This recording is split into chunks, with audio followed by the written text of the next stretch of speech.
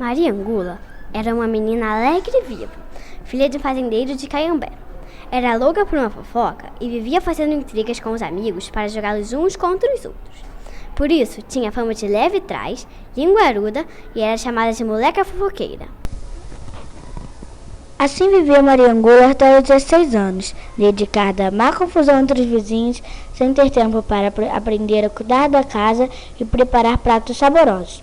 Quando Maria Angula se casou, começaram seus problemas.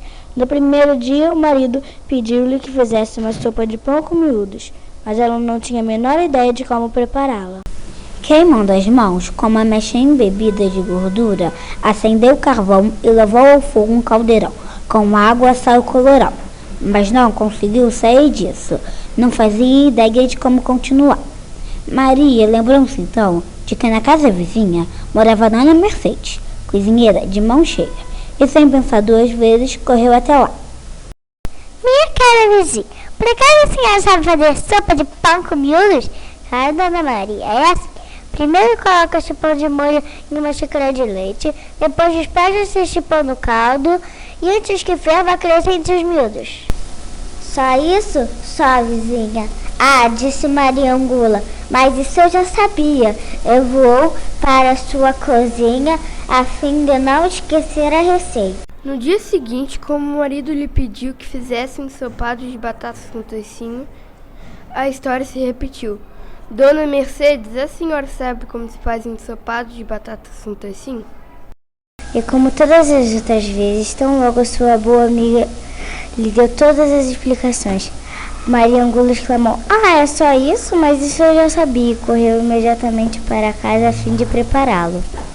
Como isso acontecia todas as manhãs, Dona Mercedes acabou se enfezando.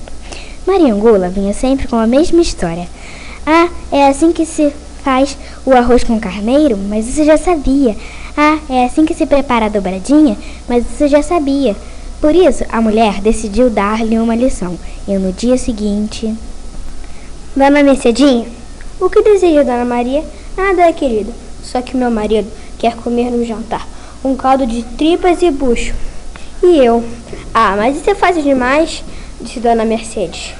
E antes que Maria Angula a interrompesse, continuou: "Veja, vá ao cemitério levando um facão bem afiado. Depois espere chegar o último defunto do dia e, sem que ninguém a veja, retire as tripas e o estômago dele.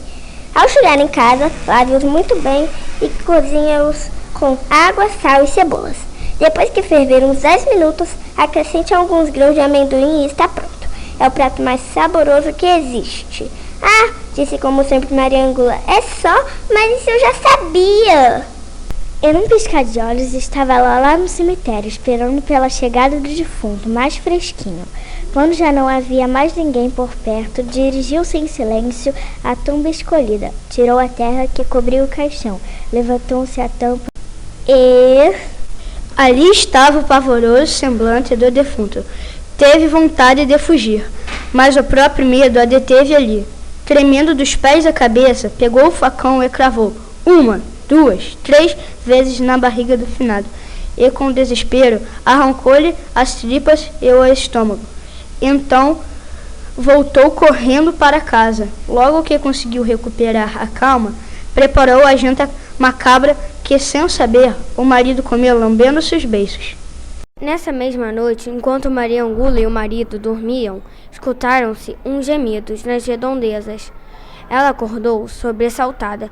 O vento zumbia misteriosamente nas janelas, sacudindo-as de fora vinham uns ruídos muito estranhos de meter medo a qualquer um.